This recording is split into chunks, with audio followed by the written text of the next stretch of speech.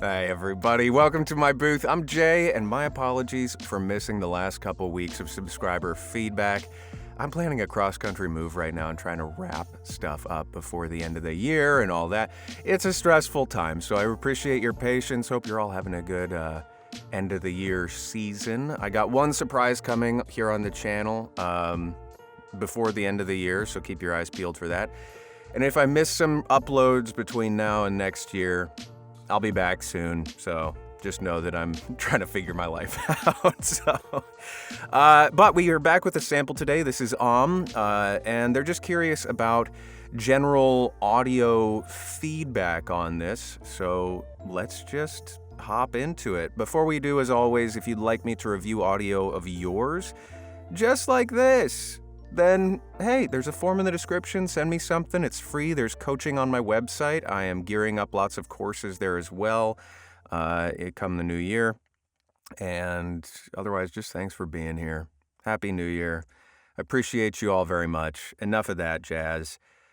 So first things first, before we even start playing this, you said you were using light compression. This doesn't look like very light compression to me at face value. It's also very loud. You're clipping quite frequently. Clipping meaning you're going above the zero marker. So I'm going to turn this, So I'm going to turn all of your audio down pretty significantly just to have it at a listening level that I'm comfortable with for reviewing this audio. But that's the first thing. So let's take a quick listen, and then we'll evaluate further. Yeah, they've built them big here, Paul said. They're not just scraping the sky, they go up forever. The young man looked at him for the first time. Oh, the young man said, looking up again. Okay, so this is really interesting, but each one of these peaks here coincides directly with a sibilant point. Meaning it's an S, basically. So let's just test that theory. Scrape first time, said, watching the... So it's either a ch or a s, and that means you should definitely look at a de-esser. And two things here. One, compression tends to exacerbate or amplify sibilance. And the microphone you're using, which is one of the Lewitt, is on the brighter side of microphones, meaning it has a fairly present upper frequency range. So there are a couple of ways you can address that. One would be to use a de-esser, like I mentioned. You can either use this inline. So for example, I use a Universal Audio Apollo interface. Many of them have these features where you can have either digital plugins that you're using inline, meaning it will affect the sound of your audio as it's being recorded rather than having to do everything in post. So that's one option. Things that I've found helpful in that regard, either using an interface that has digital plugins. You can use one that is a analog channel strip, something like the DBX 286S. It's relatively affordable. I'll try to remember to link it below. But you just plug it in, and it has a fair number of dials. It has compression, gating, de-essing, all built into it. So it's very, very helpful for VoiceOver. It's only about $200 to $250, maybe $300, depending on where you are. But it's a really cost-effective way to get a lot of inline processing that can help you. So that's something you could look into. In terms of post-processing, the way that you can address it is pull up a de-esser. There are lots of different ones, but they all work the same, where they have an effective band. So if we play a little bit here, Built them big. It shows the band of audio that you're going to be affecting with the de-esser. And it works basically like a compressor, where it's going to turn down the volume of that frequency specifically in order to address the sibilant issues. And because your S's are so prominent here, we can just Stop. play one of those and it shows exactly where it is. So it looks like it's in this range between about 4,000 and 6,000 hertz. Obscured. And the way that you can fiddle with it is you find those S's and you just turn it down. You never want to have it be too extreme because then you end up affecting everything. To a giant man running through a forest with a six-pack. So it sounds weird and kind of like hollowed out if you do it too heavily. So you want to be somewhat gentle with it and try to only catch the points where you're having those problematic frequencies. And the way you can detect those are when you hear the S's, you'll look for the gain reduction meter here. That's for this specific plugin, but with others, it's similar. And you just wait for that to dip whenever an S pops up, and you never really want it to go beyond -6 dB in the extreme. And that will also depend on where in your processing chain this is. I personally put it before any other type of compression. Reason being, and this is a dealer's choice thing. This is only a personal preference thing, kind of how you like it. But as I don't want to I want the how to say it properly. If you'd use a global compressor, one that's just compressing the audio in general, it's going to factor in all of the frequencies across your whole recording equally. So if you have a particular frequency that it has more energy than others, so for example, if you're listening to someone with a really deep, bassy voice, they're going to have more energy and more information in the lower ranges of their register, so down here.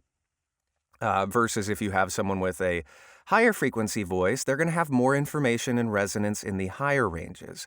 And so with S's in particular, because that's a very specific frequency, when I'm compressing the entire audio, I don't want the compressor to hear a really loud S and think, oh, now we have to compress everything, because it'll make your whole voiceover quieter in response to that S.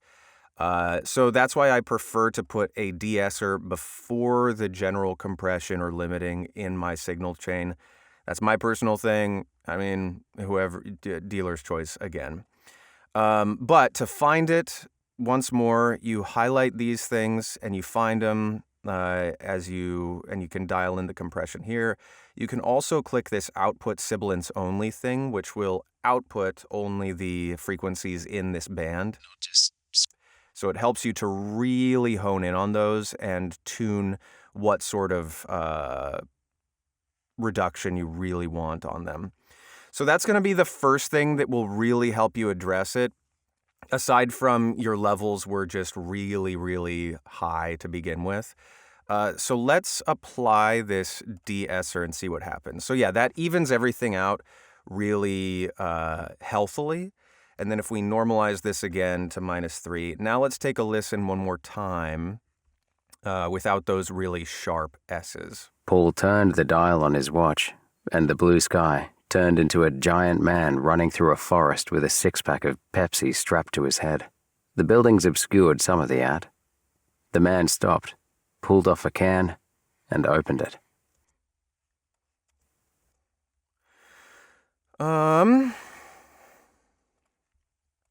Ah, yes, Paul said. He noticed movement to his left. I'm curious. So it doesn't sound bad to me in any sense, necessarily. Yeah. It sounds like an audiobook is gonna sound. The thing that I have a gripe with audiobook stuff in general, because with the reason audiobooks sound the way that they do is they have to standardize the loudness levels across so many different production pipelines, so many different distribution pipelines and all that jazz, that to my ear, most of them sound overly compressed. Yours doesn't sound tremendously overly compressed, but I think you can dial it back a little bit more. Because when I went over to this loudness page here, you can see that the RMS is floating, and this is a personal thing. This isn't global. As is, it's totally fine for an audiobook production. But audiobooks, you have license to, as long as the loudness of your audio files overall, the RMS amplitude, is between minus 23 dB and minus 18 dB, then it'll pass specifications. And I tend to try to shoot to the lower end of that just because I hate how overly compressed stuff sounds, because you have to fit it, into such a small range. So if you wanted to, you could dial back the compression a bit, and that will lower the loudness overall, but it'll give you more dynamic range. So everything will sound less like a radio broadcast, and it'll sound a little bit more natural in some ways. But again, that's sort of a subjective thing to me. So dealer's choice there. Oh, the young man said, looking up again. No, I was watching the ad. He pointed at the empty sky. Paul turned the dial on his watch, and the blue sky turned into a giant man running through a forest with a six-pack of Pepsi strapped to his head. The buildings obscured some of the ad. The man stopped, pulled off a can, and opened it. The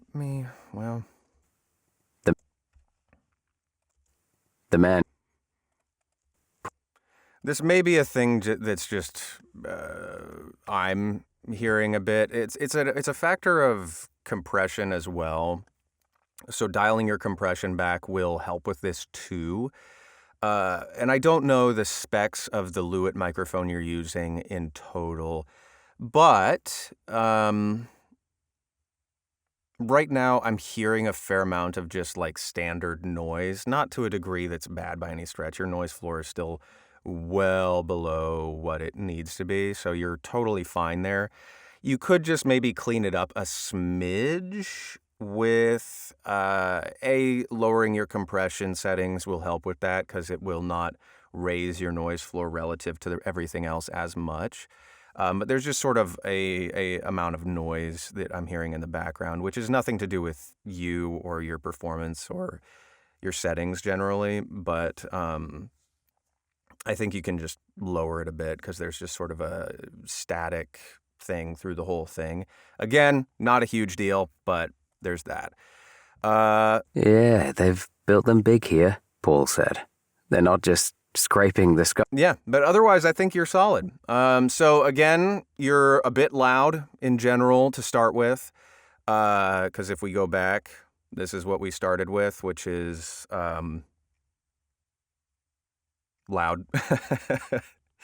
And then we added the de-essers to take care of the sibilant issues, which were your main problem.